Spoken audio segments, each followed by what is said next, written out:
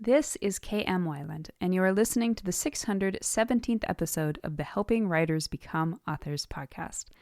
I hope you enjoyed this week's episode, Genre Tips, How to Write Mystery.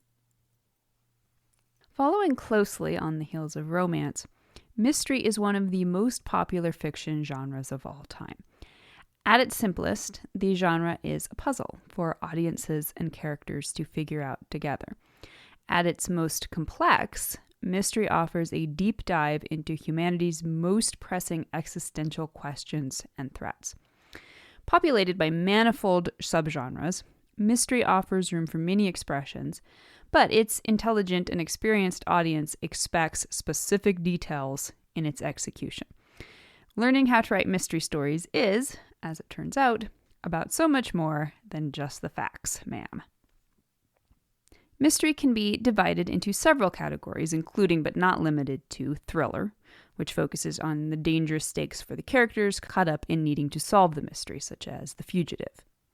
Procedural, which focuses on the techniques used in solving the mystery, such as CSI. Whodunit, focusing on solving the puzzle, such as Sherlock Holmes. And crime, focusing on professionals from both sides of the crime, which may be a murder or may be another type of law-breaking, such as we see in The Departed. And there are many other subgenres, and many of these can overlap or be included in other subgenres that are primarily focused on evoking a certain milieu or atmosphere, such as cozy, which focuses on a cozy setting, low-key stakes, little gore or violence, and usually a citizen detective, such as Miss Marple. Noir, which focuses on a dark and gritty urban setting, usually, such as The Maltese Falcon. And comedy, focusing on a comedy of errors, again, usually with little graphic violence and a bumbling hero who solves the case by happenstance as much as anything, such as The Man Who Knew Too Little. Like romance, mystery often crops up as a subplot within stories that would primarily be classed as other genres. Or it may be set entirely within another milieu, even though it follows a mystery structure. For example, mysteries may often take place in a fantasy setting, such as Jim Butcher's Harry Dresden series, or Magic Lost, Trouble Found by Lisa Sheeran. Also popular are historical mysteries, such as Miss Scarlet and the Duke. And we also see romantic thrillers and romantic suspense. Readers choose mysteries when wanting a puzzle to tease their brains. The best mysteries are those that pull off that most impressive trick of all, outsmarting their readers while playing fair. Mystery readers are a smart crowd, not only intelligent in their own right, but extremely familiar with all the tropes and tricks a mystery writer might think to pull. So, in the interest of outsmarting readers, let's talk about how to write mystery. Tip number 1, foreshadowing. Mystery is all about setup and payoff. So when you think about it, mystery is really nothing more than foreshadowing. Or rather, a good mystery is all about foreshadowing. A little suspense and a big reveal in the end does not make a mystery. Although readers want to be fooled, they also want a fair shot at solving the case. A true mystery is one that lays out all the clues for its readers, hiding little to nothing of what the detective character learns. But how can you show readers all the clues and expect them not to figure out what's going on? No doubt you've done your own fair share of figuring out whodunit the moment the culprit shows up on the screen. Particularly in short-form fiction, such as serial TV shows, it can be difficult for writers to cram in the necessary foreshadowing without being too obvious.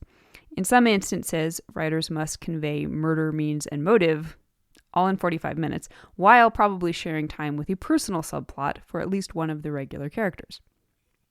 The true skill of a mystery master is showcased nowhere more obviously than in foreshadowing. And foreshadowing is made up of two parts, setup and payoff, the planting of the clue and the eventual deciphering of the clue. Somewhere in between, however, is where the real magic happens, thanks to another crucial piece, misdirection. However, audiences these days are so smart, they often recognize misdirection the minute a story puts more than casual emphasis on a piece. Instead of being distracted from the truth, they immediately think, well, that obviously isn't the culprit. Or if the culprit's identity isn't the mystery, then that can't really be how it happened or why it happened. Finding exactly the right balance between foreshadowing and misdirection is literally an art form. One of the best kept secrets is simply that of getting your audience emotionally involved in the misdirection. Make it real. Build it from the inside out, whether it's just a small detail or a fleshed out subplot. The secret to any successful plot twist, and really that's all mystery is making sure readers are so satisfied with the twist that even if they guessed it ahead of time, they'd still enjoy getting there just as much. More than that, when you have an audience's emotions involved, they're that much less likely to think about every little detail you present. For example, in State of Play, the real culprit is always the chief suspect, but the way the story weaves in the emotions of the protagonist, investigative journalist Cal McCaffrey, played by Russell Crowe, and gets the audience to identify with his motives for seeing the story a certain way, prevents the unfolding of the mystery from feeling on the nose or rote, whether or not audiences guess the truth before Cal does. Tip number 2, story structure in mystery, using plot beats to create revelation and mystery. The mystery genre follows classic structure, but uses plot beats to grip readers with the occasional revelation and to deepen the mystery. You can find many genre-specific resources that break down expected mystery beats much more specifically. But for today, here is a quick rundown. Hook. Mysteries sometimes open immediately with the dead body or whatever other crime is to be explored, but may also open with a character-centric scene in which the protagonist is introduced in a way that frames the larger stakes and theme with the character's personal issues. Inciting event.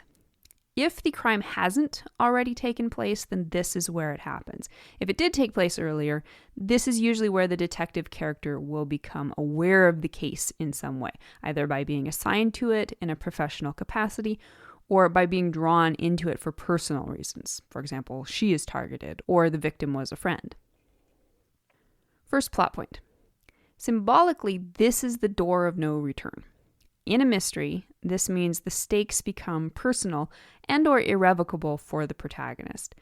In some stories, this could be where the protagonist decides to keep investigating even after being warned off. In other stories, the killer might strike again, sometimes even striking very close to home for the protagonist. Either way, a major clue will be introduced. First pinch point.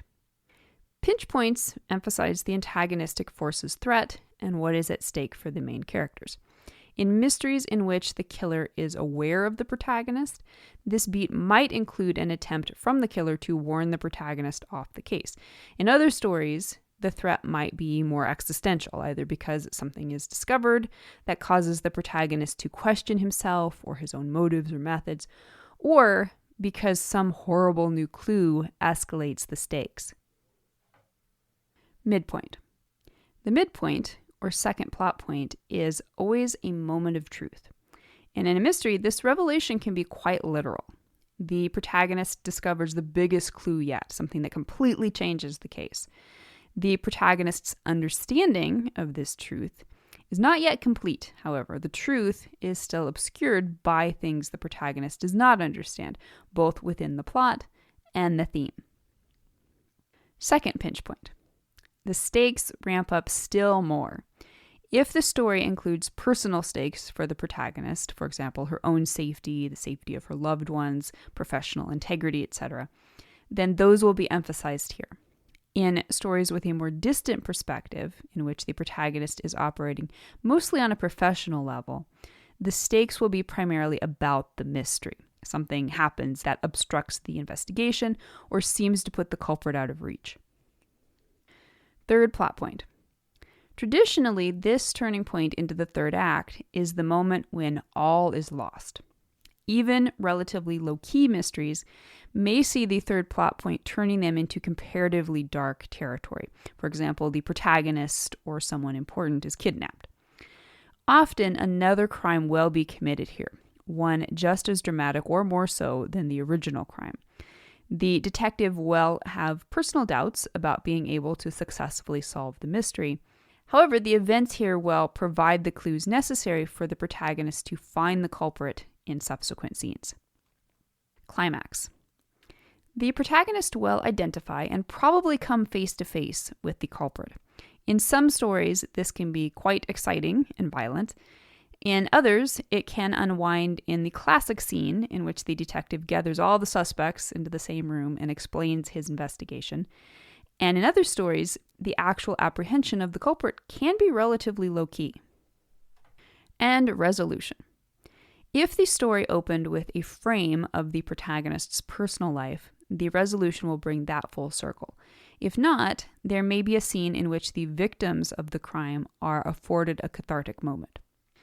Now, for more examples and to see structural breakdowns of various mysteries, you can check out the mystery books and mystery movies sections in the story structure database on my site. Tip number 3, theme in mystery: justice, passion, and death.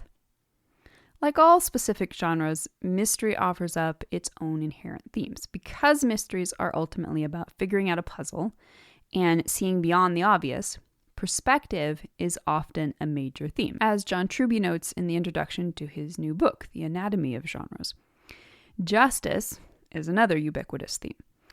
If the story features a murder or threat to life, then themes of death are often inevitable, particularly in mysteries that deal realistically with murder and with the professions that both commit murders and clean up after them.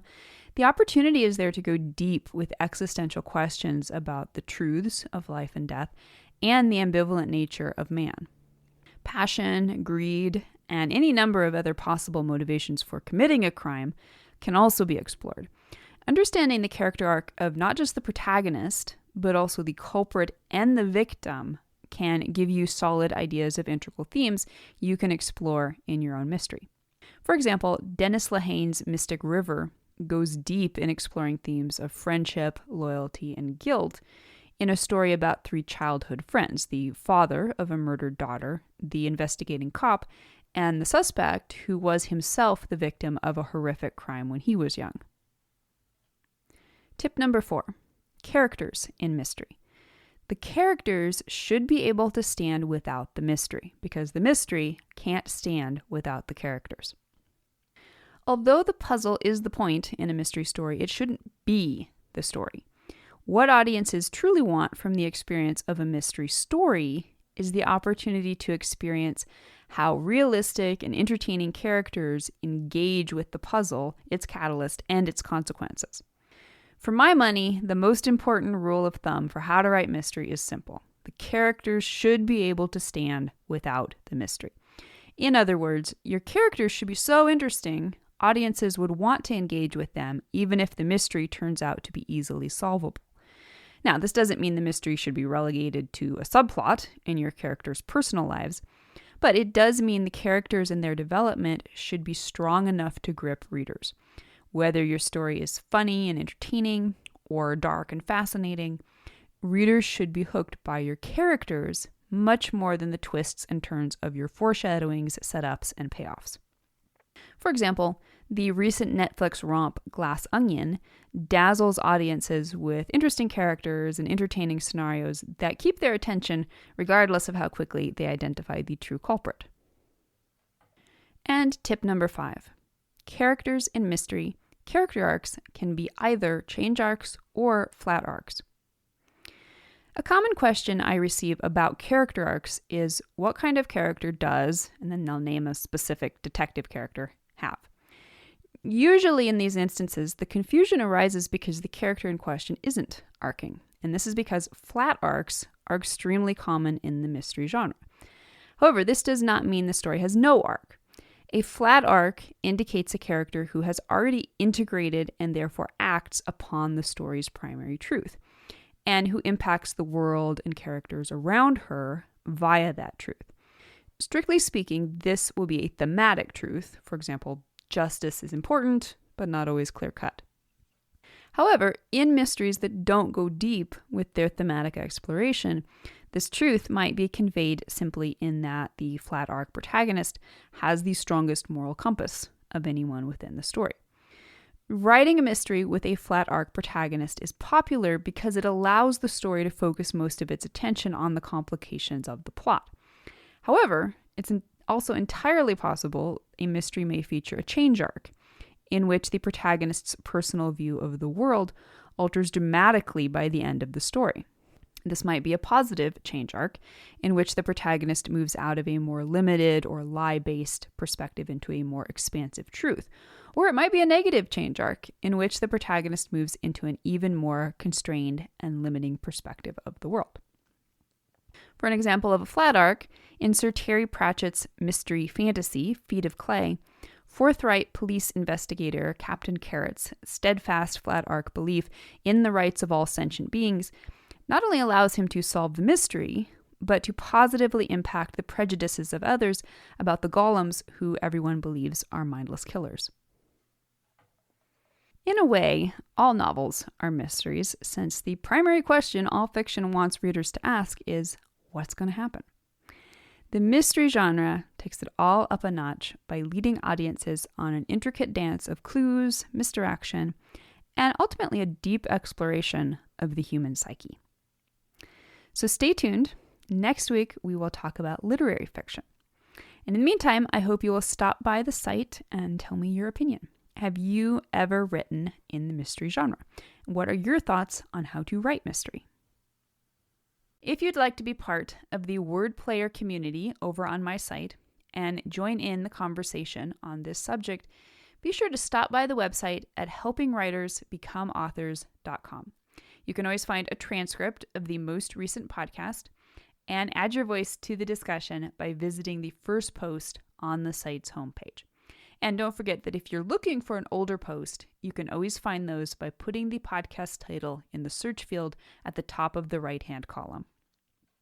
If you enjoyed this podcast, you can subscribe on Apple Podcast, Spotify, and Amazon Music, or whatever your favorite podcast platform may be. And if you'd like to do something to support helping writers become authors, it always means a ton if you're able to leave just a quick rating or review on your site of choice. Also, many thanks to those who support my work on Patreon. Your patronage helps make helping writers become authors and its many resources available to writers everywhere. If you're interested in becoming a patron, you can find out more at patreon.com/kmweiland. Thank you so much for listening to the Helping Writers Become Authors podcast, and be sure to check back again next week.